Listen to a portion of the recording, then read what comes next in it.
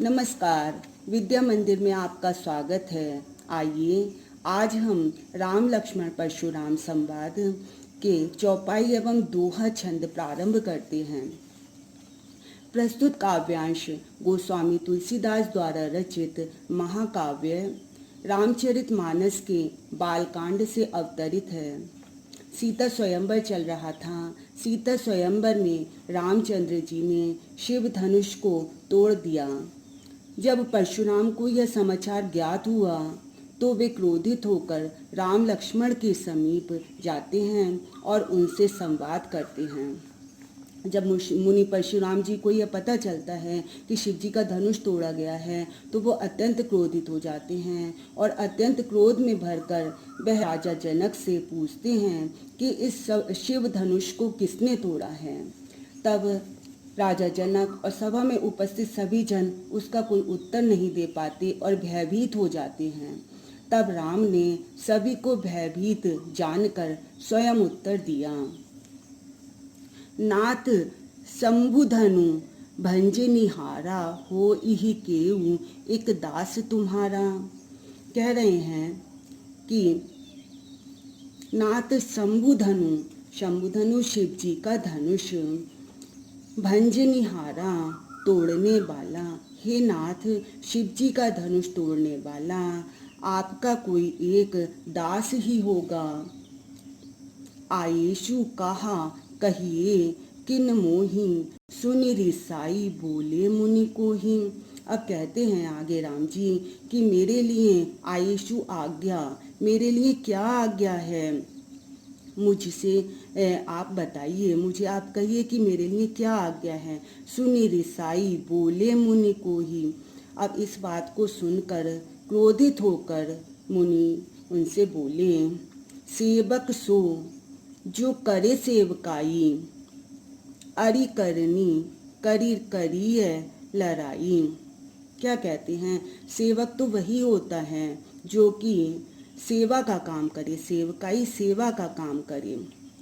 अरि करनी शत्रुता का काम, अरि करनी शत्रुता का काम करने से तो लड़ाई ही मोल ली जाती है। सुनहि राम जेहि शिव धनु तोरा, सहस बाहु सम सो रिपु मोरा। कहते हैं राम सुनो, हे राम सुनो, जेहि शिव धनु तोड़ा, जिसने शिव जी का धनुष तोड़ा है वह सहर्ष बाहु सम, सहर्ष बाहु के समान मेरा रिपु शत्रु है वह मेरा। सो बिल गाऊं बिहाई समाजा नाता मारे जय ही सब राजा।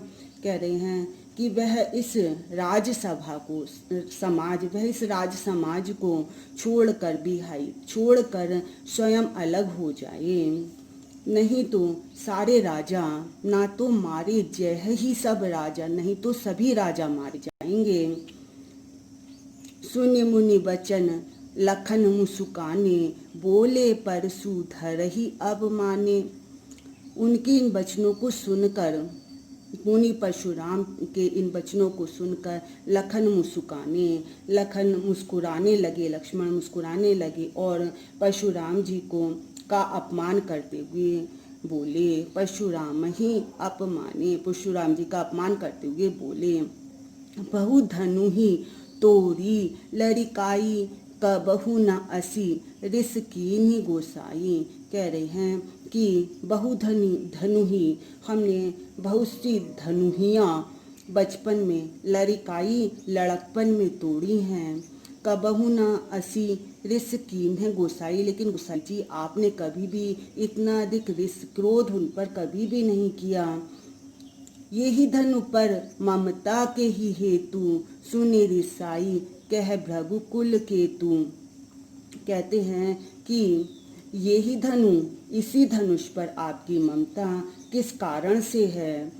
सुनि रिसाई, यह सुनकर भृगुकुल केतु, भृगु वंश के ध्वजा स्वरूप परशुराम जी कुपित होकर कहने लगे, रे नृप बालक काल बस, बोलत तो ही न संभार, धनु ही सम त्रिपुरारी धनु। विदित सकल संसार। क्या कहते हैं? अरे राजपुत्र, नृप बालक, अरे राजपुत्र, काल के बस में होने के कारण बोलत तो ही न सभार। तुझे बोलने की कुछ भी समझ नहीं है।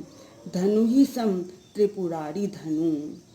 विदित सकल संसार, सकल संसार, सारा संसार में विदित विख्यात यह शिव धनुष, त्रिपुरारी धनुष, शिव जी का धनुष क्या धनुहियों के समान है? मतलब जो बचपन में लड़कपन में तुमने जो धनुहियाँ तोड़ी थी यह उनके समान नहीं है, यह उनसे अलग है। प्रश्नोत्तर देखिए। परशुराम के क्रोध करने पर लक्ष्मण ने धनुष के टूट जाने के लिए कौन कौन से तर्क दिए? परशुराम के क्रोध करने पर लक्ष्मण ने धनुष के टूट जाने के लिए निम्नलिखित तर्क दिए। पहला क्या कह रहे हैं वो कि लड़कपन में तो हमने ऐसे बहुत सी धनुइयाँ तोड़ डाली थी, तब तो आपने ऐसा क्रोध कभी नहीं किया।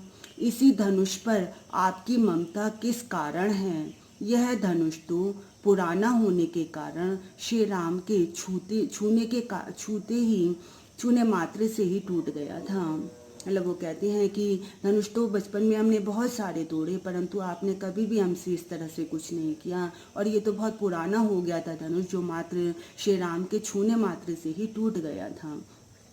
राम ने परशुराम से क्या कहा, इससे उनकी कौन सी विशेषता उजागर होती है? राम ने क्रुद्ध परशुराम को शांत करते हुए कहा, इस शिव धनुष को तोड़ने वाला आपका ही कोई दास है। आप मुझे आज्ञा दें, मैं आपकी सेवा में उपस्थित हूँ।